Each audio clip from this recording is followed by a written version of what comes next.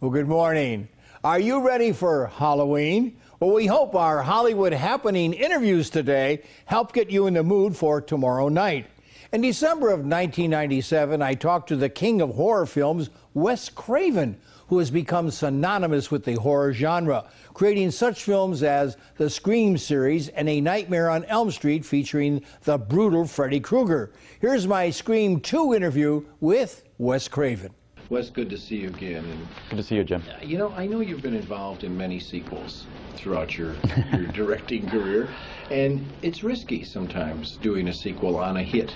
But in my opinion, in my colleagues' opinions, this one really works. Do you feel good about where this? I feel great about how Scream 2 turned out. Yeah.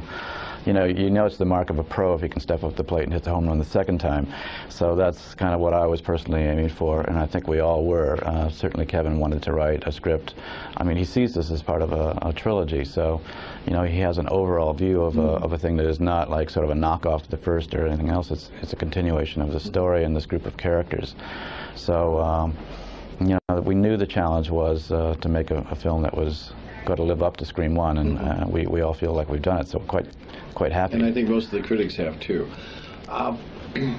This is a difficult interview to do without giving things away. You just don't want to do that. But comment on something I liked a lot was the open of the movie. You're watching a scary movie about a movie. Yeah, there's this wonderful conceit. I think this is known about the film because it got out on the internet, that the film opens in a scene that is in a theater, movie theater, showing a movie called Stab, which is based on the book by Gail Weathers, Courtney Cox's character, who had written a book about the events that happened in Woodsboro, which is essentially Scream 1. So it's a very clever conceit, and the new characters are you know, watching this movie on its premiere night. So you start right off with this wonderful idea of movies within movies, and movies sort of commenting about each other in a way that's very, very clever, and as the scene turns out, quite astonishing and amazing too.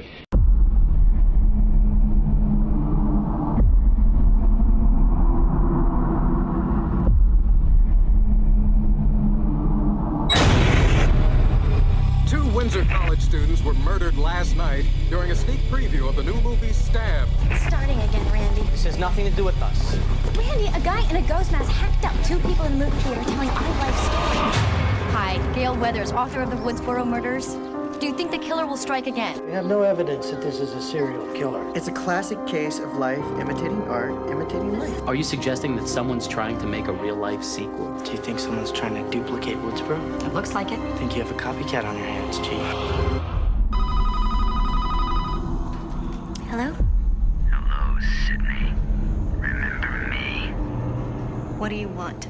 I want you. It's showtime. On Scream 3, Ghostface returns on the Hollywood set of Stab 3. About this movie, Scream 3, they say it's a trilogy, which it was always planned, I understand, to be a trilogy. That when it comes to a trilogy, all bets are off. Well, it's true. I mean, you know, when you're doing a film that has a finite course, that is, it has literally a beginning, middle, and then 3 separate pictures, but with the third, that's going to be it. Just dramatically, you could technically kill off anybody you want.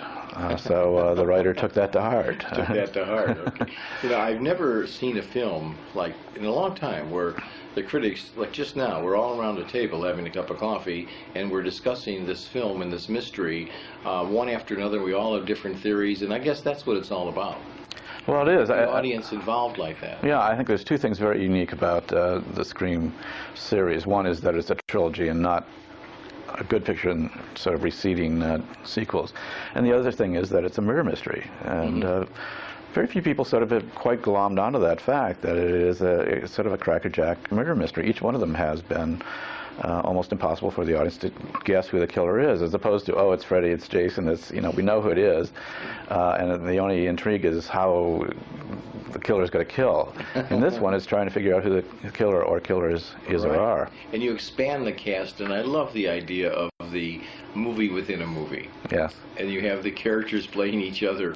Very good idea. Yeah, well, that again is the kind of culmination of the theme, starting the first picture with kids who talk about movies, and then in the middle picture, kids who are studying drama and theater, and sort of once removed but still closer, and now actually being around the set of the very movie that is portraying their lives and their past.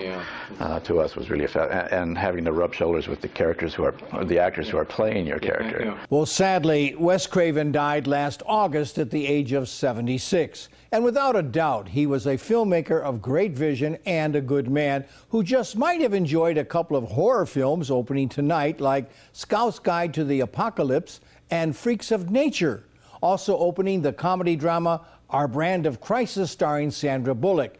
Have a fun and safe Halloween, and I'm going to see you right here next Tuesday on The Morning Blend.